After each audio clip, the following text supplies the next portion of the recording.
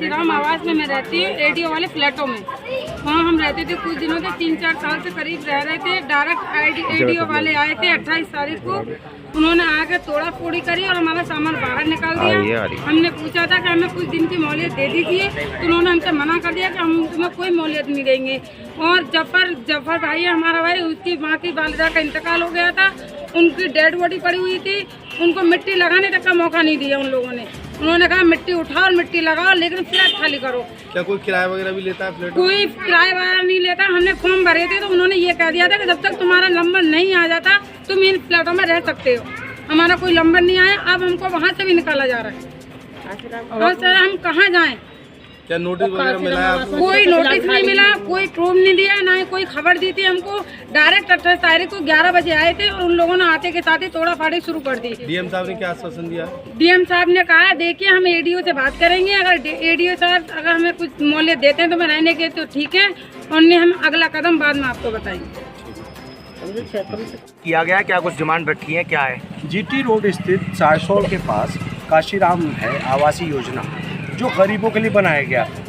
ये नाम की योजना है गरीबों के लिए। और आज मेरे साथ अलीगढ़ के अत्यंत गरीब लोग, झाड़ू पोछा करने वाली औरतें, जो घर में खाना बना करके किसी तरह से अपने बच्चों का पेट पालने वाली औरतें, उन लोगों के साथ जो लोग वहाँ रह रहे थे, गरीब लोग कई सालों से रह रहे थे फ्लैट में जो काशीराम आवास योजना का, उनके साथ बेरहमी से 28 अक्टूबर में 11 बजे एडीए पहुंचता है, बिना किसी नोटिस के, बिना किसी लिखित नोटिस के इन लोगों का सामान बाहर फेंकता है और उसके बाद इनको सबको बेदखल कर देता है। और इन लोगों ने ये बताया कि वहाँ एक मैयत पड़ी हुई थी, उसको भी मौका नहीं दिया गया।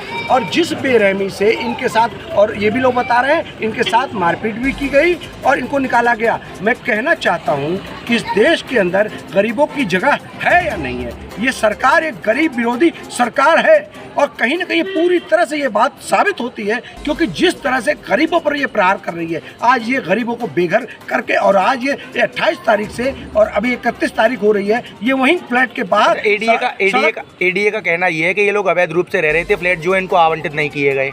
एडीए देश के कानून से बंधा है कि नहीं बंधा है? नोटिस क्यों नहीं दिया तुमने? ये अपनी बात न्यायपालिका में रखते हैं। न्यायपालिका इस देश के अंदर है कि नहीं है? न्याय करने के लिए न्यायपालिका होती है कि एडीए होता है? मैं कहना चाहता हूं कि एडीए ने गैर कानूनी तरीके से बिना किसी नोटिस को, इनको लिखित नोटिस दिए हुए इनको घर से बेघर किया है। यही अनुरोध लेकर के हम डीएम साहब, जिलाधिकारी से मुलाकात हुई, क्या आश्वासन दिया? हमने डीएम साहब के सामने यही बात रखी है कि इनके ऊपर रहम किया जाए। और ये लोग अत्यंत गरीब लोग हैं। अगर अमीरों को जब आवासीय योजना में फ्लैट दे रखा गया है तो इन गरीबों को क्यों नहीं? हमने ये कहा है कि वैकल्पिक रास्ता अपनाया जाए। अगर कोई, जब तक फ्लैट न मिले तब तक आप इनको इसमें रहने दीजिए। क्या आश्वासन मिला है? और इन्होंने, डीएम साहब ने कहा है कि अभी हम एडीए से बात करते हैं। अब देखते हैं हम अगला कदम हमारा ये होगा, क्योंकि इन लोगों का कहना यह है इनके पास ना कोई घर है ना कुछ है। और अगला कदम हम सड़क पर बैठ जाएंगे। हमारे पास महात्मा गांधी का देश है, महात्मा गांधी का अनुयायी हूँ, और सड़क पर आंदोलन,